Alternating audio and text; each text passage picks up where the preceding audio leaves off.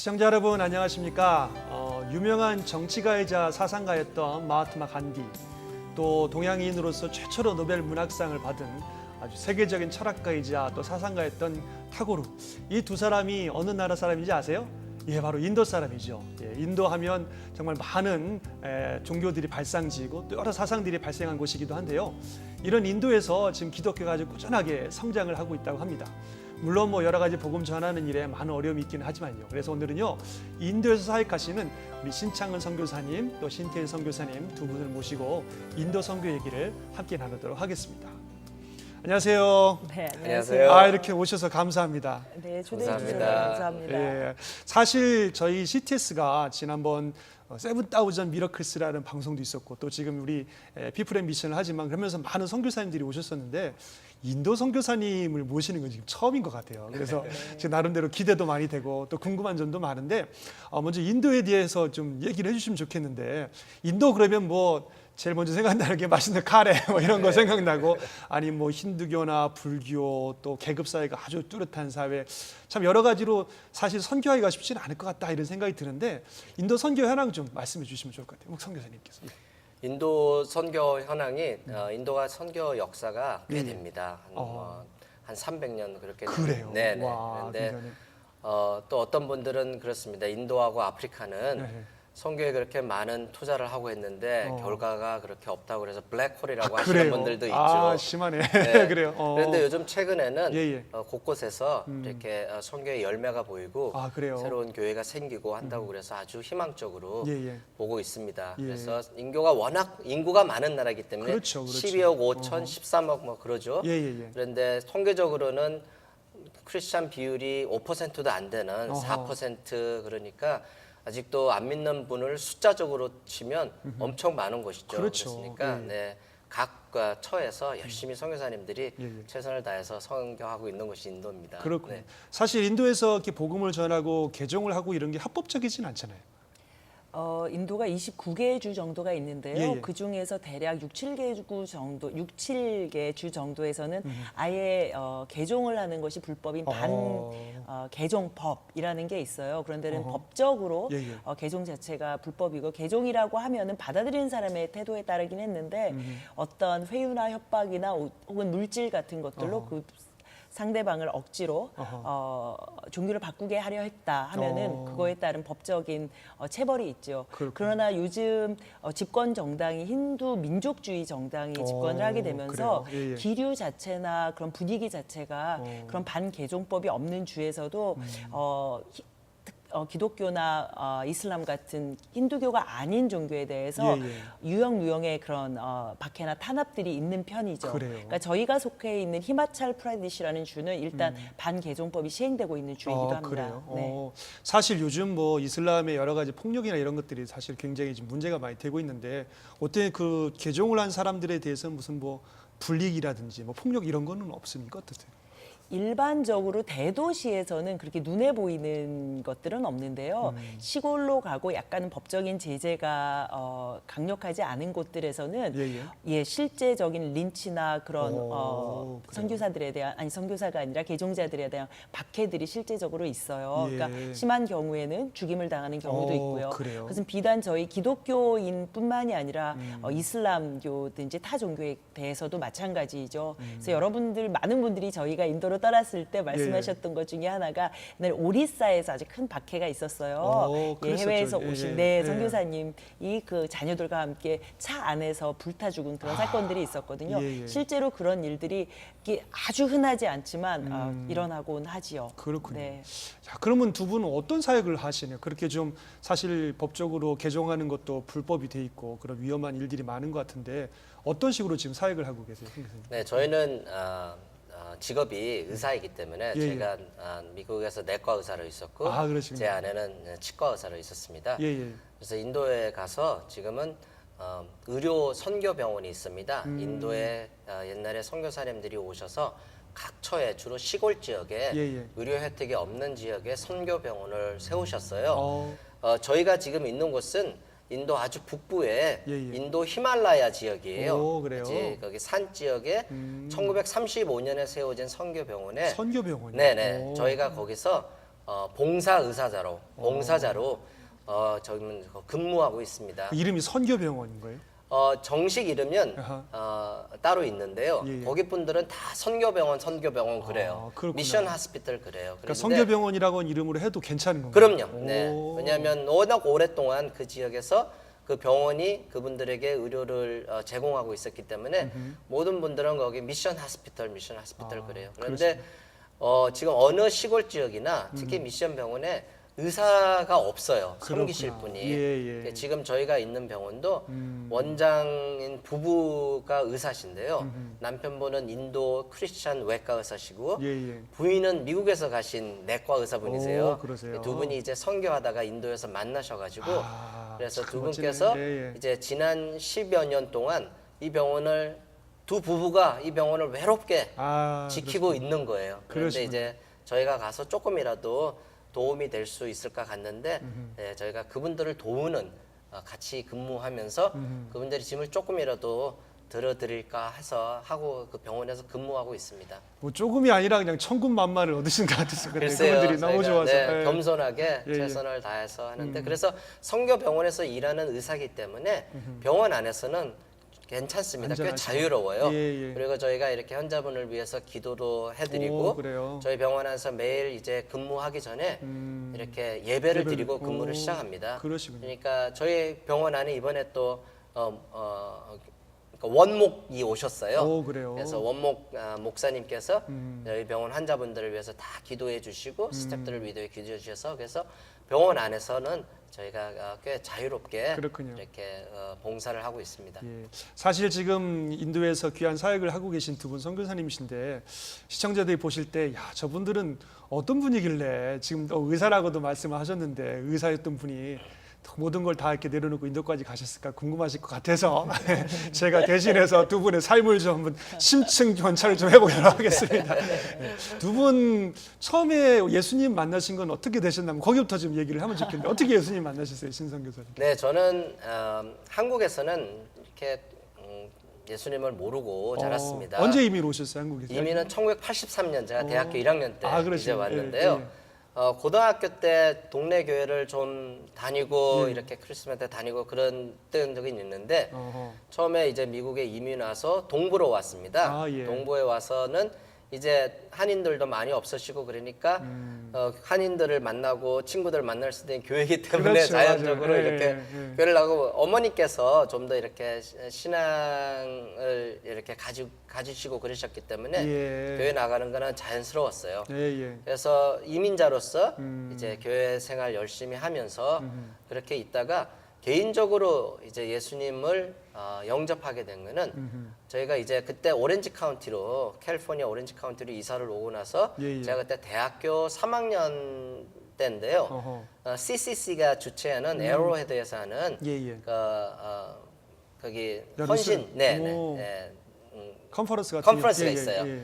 거기서 이제 함께 이렇게 통성으로 기도하는 그때 이제 예수님께서 십자가에 마지막 돌아가기 전에 그 모습이 저한테 개인적으로 이렇게 다가오면서 예수님께서 이렇게 용서하시는 기도를 하실 때 그 모습이 저한테 이렇게 정말 체험으로 다가왔어요. 그래서 살아계신 하나님의 아들로서 이렇게 저희를 위해서 이렇게 돌아가시고 저희를 구원하신 이렇게 하나님으로서 이렇게 다가왔어요. 그때 체험을 하고 네, 그 다음부터 계속 하다가 그 얼마 안 있다가 이제 제 옛날 제 첫사랑인 아내를 한국에서 다시 만나서 옛날 첫사랑이세요? 네, 그래서 이거 결혼을 들어봐야 하고, 되는데 이거 결혼을 하고 나서 예. 이제 아내와 함께 열심히 이제 신앙생활을 하게 되었습니다. 그러시군요. 네. 어떻게 결혼하셨나 물어보려고 했더니 벌써 첫사랑이라고 고백을 하셨는데 우리 신태희 선교사님은 어떻게 예수님을 만나셨어요? 고백 좀 보여주세요. 네, 저희 가정도 불신 가정이었는데요. 제 한 6살 위에 언니가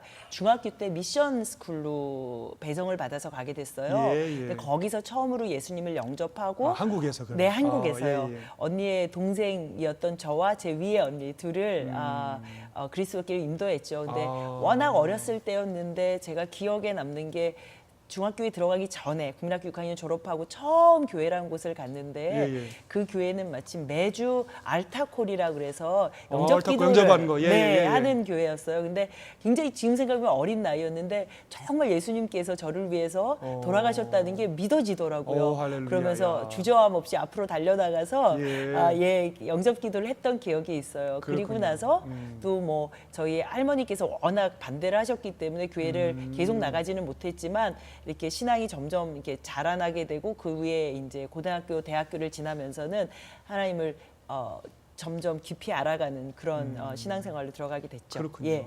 아까 우리 신성 교수님 잠깐 첫사랑이라고 말씀을 하셨는데 그럼 한국에서 서로 아시던 사이였고.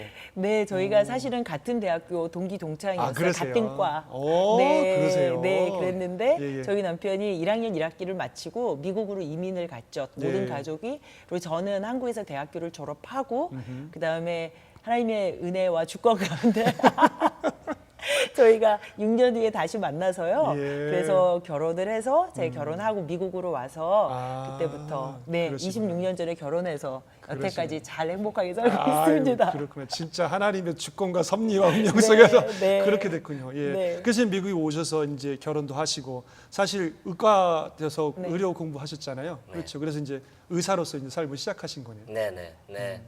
그래서 저희가 결혼을 제가 의과대학 1학년 때 결혼을 했어요. 그러셨어요? 네, 그래서 제 아내는 그때 한국에서 치과대학을 마치고 그래서 결혼을 해서 미국에 와서 저는 의과대학을 계속 공부하고 제 아내는 미국에서 다시 라이선스를 따야 되기 때문에 미국에서 시카고에서 다시 치과대학을 또 다녔어요.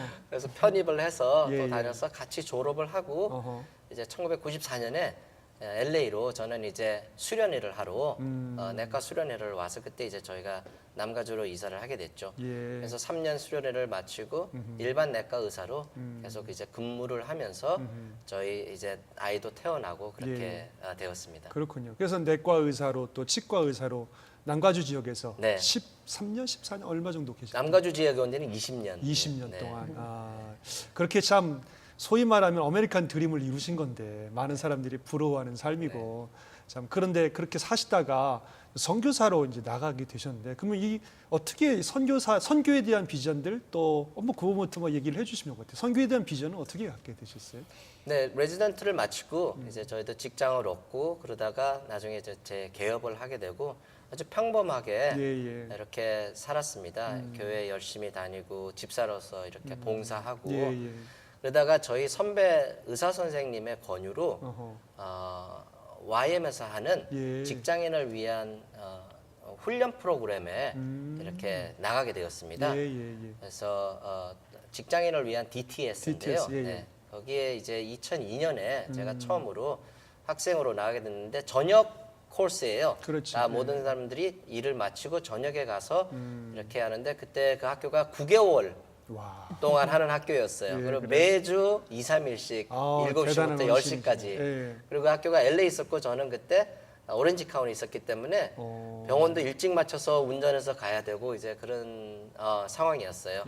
그런데 그 학교를 이제 나가게 되면서 저희 인생이 이제 변화가 오기 시작한 거죠. 그래요. 네, 그래서 그 학교를 제가 처음으로 학생으로 등록을 해서 마치고 너무 좋아서 제 아내가 이제 학생으로 같이 나가고 이제 저희 둘이서 이제 그 학교에서 이제 섬기는 자로 계속 있었습니다. 그러면서 그 사역을 거의 한 10년 동안 그 학교에서 이렇게 사역을 하면서 그 학교 커리큘럼 중에 꼭 이제 단기 선교를 나가야 되는 프로그램이 있었어요. 그러면서 그래서 그 단기 선교를 다니면서 이제 세계 각지를 다니면서 선교에 대한 눈이 점점 열리게 되었던 거죠. 네, 그러면서 또 하나님이 주신 은혜로 의료인으로서 정말 한번 선교사로서 의료 선교사로 한번 섬기고 싶다는 꿈도 점점 이렇게 가지게 되었습니다. 사실 그러니까 단기 선교로 의료 선교를 하시다가 그런 많은 경험을 통해서 내가 좀 완전히 선교사로서 내 삶을 드릴 수 있겠다 이런 생각을 자연스럽게 하시게 된 건가요? 그러니까 그것도 처음부터는 그렇지 않은 것 같아요. 단기 선교 가면 반드시 돌아온다. 그렇죠. 돌아오는 비행기표를 잠깐 갔다 가는 거니까. 그렇죠. 돌아오는 비행기표를 꼭 지고 꼭 집에 간다는 이제 그런데 가슴에서 귀하신 선교사님들을 이렇게 한두 분씩 뵈면서 정말 너무 은혜스럽고 그래서 내가 장기로서 섬길 수 있을까 그런 의문을 가지다가 그것이 점점 소원으로 변해진 것 같아요. 그렇군요. 네, 그래서 정말 하나님의 은혜로 많은 분들이 저희들에게 물어봐요. 어느 날 몇 월 몇 시에 갑자기 하나님 음성 듣고 모든 걸 다 접고 인도로 떠나게 됐나. 저희는 그런 게 없고 그 소원이 점점 저희 마음 안에 자라기 시작했습니다. 네, 자연스럽게 이제 우리가 장기 선교사로서 하나님께 드려야 되겠다는 마음을 하나님 갖게 하신 거예요. 네, 그렇게 되었습니다.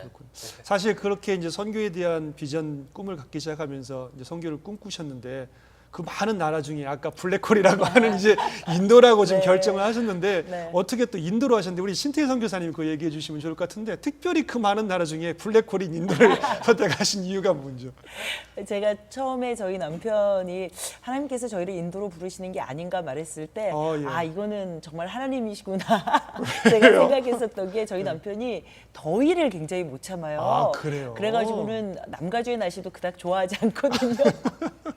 근데 그 더운 인도로 가겠다고 해서 이걸 하나님이 하셨다고 그래요? 했는데 보통 이거 잘못 들은 거다 이렇게 얘기하시는데 그렇구나. 근데 사실은 저희가 이제 여러 군데 단기 선교를 가던 중에 예. 인도로 완전히 장기 사역으로 가기 한 3년쯤 전에 사역지가 인도였어요. 아우리치가. 그래서 단기 선교로 갔다 오는 게. 예. 그런데 거기서 특별히 에이즈 고아와 과부 사역을 하시는 선교사님을 뵙게 됐는데 그분의 사역과 헌신이 너무 아름다웠어요. 그리고 특별히 그분께서 이곳에 의료 선교사가 와서 이 아이들을 이 과부들을 섬겨주면 참 좋겠다. 왜냐하면 인도가 신분 사회라 가지나 하층민들에 대한 그런 처우가 그런데 더더군다나 에이즈에 걸린 아이나 과부는 거의 집안의 저주거리거든요. 그래요. 그래서 걔네들한테 아무리 돈이 있어도 의료 혜택을 제공하려는 어떤 의사도 없거든요. 그래서 그분께서 그런 선교사가 와서 섬기면 얼마나 좋을까라는 소원을 갖고 기도하던 중에 저희가 단기 선교로 가게 됐어요. 벌써 만나셨군요. 예, 그래서 저희 남편의 마음에 특별히 그런 소원을 처음에 주셨고 저희가 그걸 한번 가족 안에서 확인해 보고 싶어서 한 5개월 후에 저희 아이들과 다 같이 한번 비전 트립을 갔거든요. 근데 저희 아이들도 너무 행복해했어요. 물론 아이들은 저희가 그곳에서 계속 장기 선교사를 헌신할 거라는 마음에 복선이 깔려 있다는 건 몰랐겠지만 예.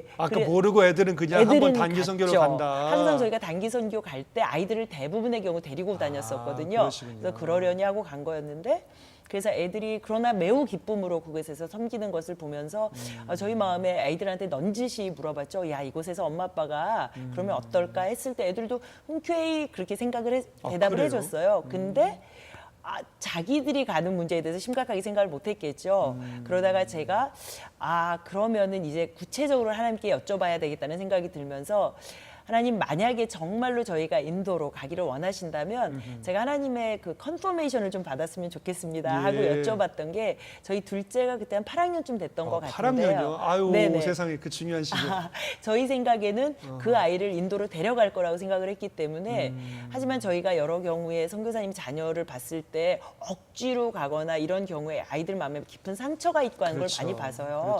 하나님 정말로 이 둘째 아이가 기쁜 마음으로 자발적으로 선교지에 가겠다고 한다면 그걸 하나님께서 저에게 주시는 컨펌으로 받겠습니다 라고 기도를 드리고 그때부터는 절대 저희가 선교, 인도 선교 이런 얘기는 안 했어요. 그러고 잠잠히 하나님 앞에 기다리고 있었을 때 한 5개월쯤 지난 어느 날 제가 그날을 정확히 기억하는데 제가 애를 학교에서 픽업해서 오는 차 안에서 갑자기 애가 그러는 거예요. 엄마 아빠가 선교를 가기로 하셨으면 가셔도 돼요. 저도 따라가겠어요. 와, 그래요? 예, 이렇게 말을 하는 예뻐라. 거예요. 그래서 제가 너무 그때 소름이 쫙 끼쳤는데 어떻게 해서 그런 생각을 하게 됐니? 라고 담담한 척 물었을 때 걔가 항상 선교 가는 것 옳은 것인 것 알고 괜찮았지만 그냥 생각하기가 싫었어요. 이렇게 그렇겠죠. 말하더라고요. 그렇겠죠. 예, 제가 맞아요. 그냥 그 리얼리티를 생각하는 게 싫었던 건데 이제는 근데 제 마음의 준비가 된 것 같아요. 이제는 갈 수 있을 것 같아요. 이렇게 말해서 2011년 1월 11일이었거든요. 제가 날짜도 기억해요. 그래서 그날부터 저희가 이제 하나님께서 컨펌을 주셨구나, 가는 걸 기뻐하시는구나 알고 그때부터 이제 구체적인 준비들을 시작하게 되었죠. 그래서 이제 인도다 하는 이제 확신을 가지시고 네. 더워도 할 수 없다. 그래서 일단은 제정신이 아니었던 것 같아요. 그러니까 죽으면 죽으리라 더워서 죽으면 할 수 없다 이러면서 이제 인도를 결정하시고 이제 네네. 가게 되셨군요. 그러니까 둘째 딸이라 그러셨죠. 네네. 그럼 첫째 딸은 그 당시 어땠어요? 그 당시에 걔는 고등학생이었기 때문에 저희가 떠날 무렵, 그러니까 준비가 다 끝날 무렵은 걔는 대학교를 갈 수 있을 거라고 그러면 생각했어요. 괜찮고. 그래서 예. 어차피 뭐 기숙사에 떨어져 있으니까 걔는 크게 염려를 안 하고 이제 둘째는 데려간다는 데리고 간다. 생각 때문에 예. 더 이제 기도를 하게 되었던 거죠. 예. 예. 그렇게 해서 인도를 결정하시고 네. 이제 딱 마음을 잡고 인도로 딱 가셨어요. 네네. 사실 근데 또 현실은 또 그렇지 않지 않습니까? 어떻게 정착하거나 이런 건 어떠셨는지 딸이랑 아이들은 잘 적응을 했고 또 아니면 사역들은 어떻게 되시는지 좀 우리 성 교수님 얘기 좀 해주시죠. 네, 하느님의 섭리가 참 오묘하게 저희가 처음 그쪽으로 이제 가고 싶습니다. 그쪽으로 헌신을 했는데 예, 예.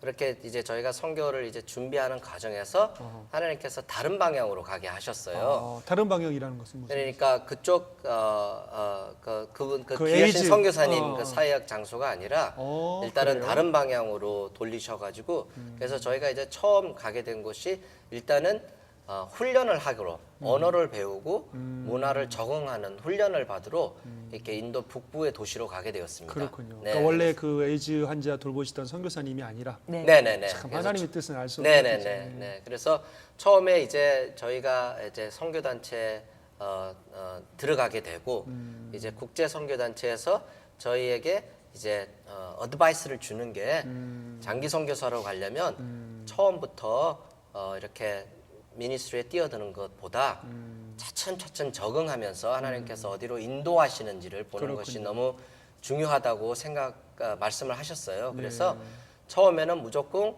어떻게 살아남아라.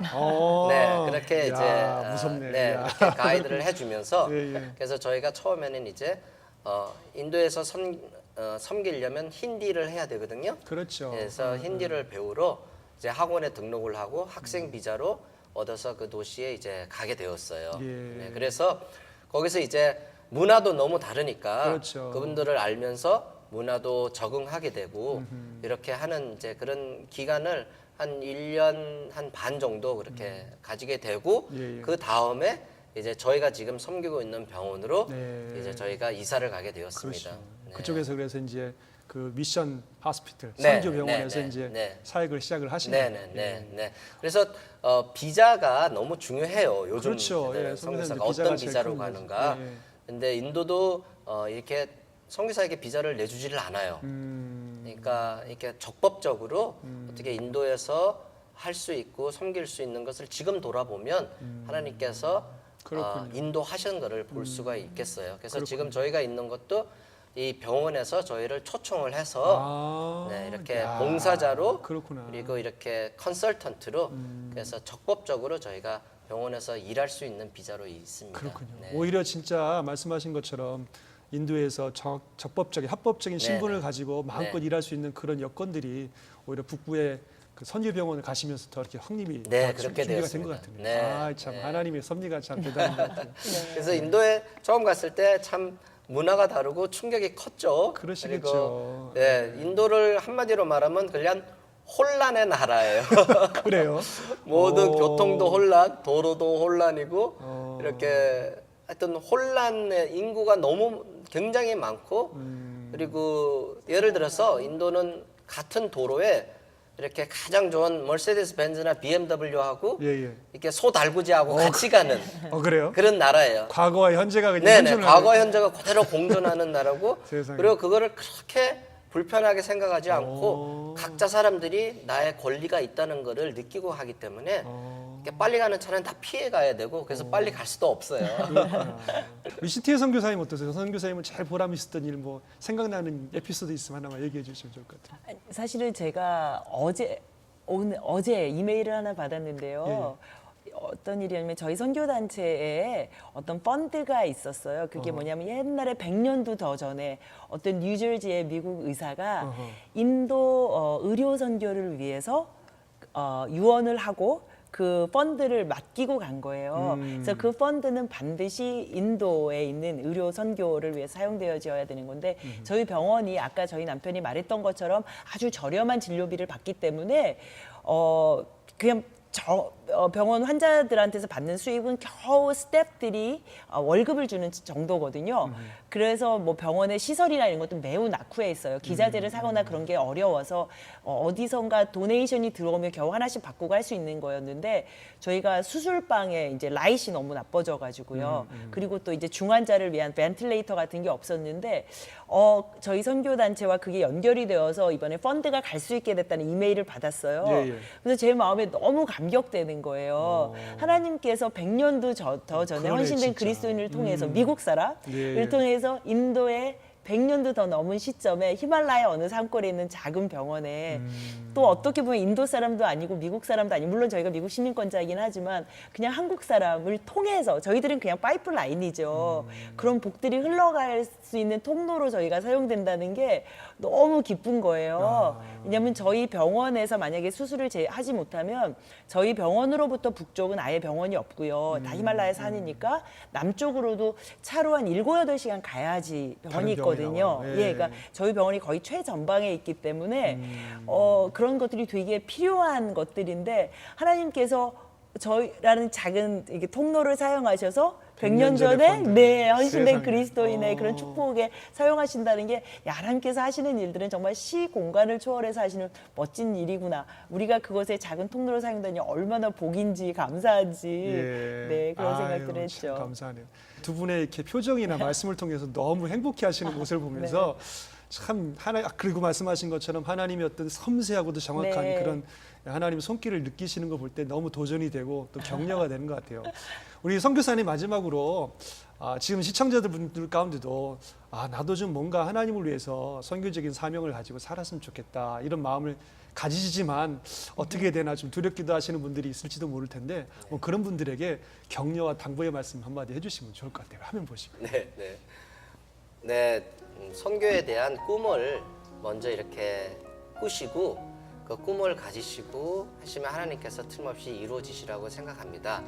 그런데 요즘은 정말로 이렇게 선교사에게 가장 큰 이 방해가 비자를 얻고 그런 것이에요. 그러니까 가장 제가 볼 때는 여기서 잘 준비하셔야 될 게 어떤 기술이나 어떤 것을 해서 정말 가시고자 하는 그 나라에 도움이 될 수 있는 그런 것을 잘 준비하시면서 기도하시면서 이렇게 기다리시고 하시면 하나님께서 그 꿈을 이루어 주시려고 생각합니다.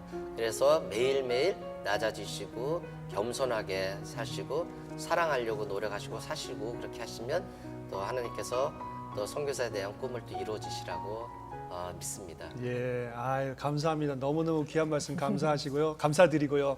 이렇게 그냥 잠시 오셔서 쉬는 중에 이렇게 오셔서 너무 귀한 말씀 나눠주셔서 정말 감사드립니다. 저희가 감사합니다. 너무 감사합니다. 인도에 가셔서 계속 승리하시고 또 하나님의 놀라운 사랑을 많이 나누시고 또 더 행복하시기를 간절히 기도하겠습니다. 네, 감사합니다. 고맙습니다. 고맙습니다. 감사합니다.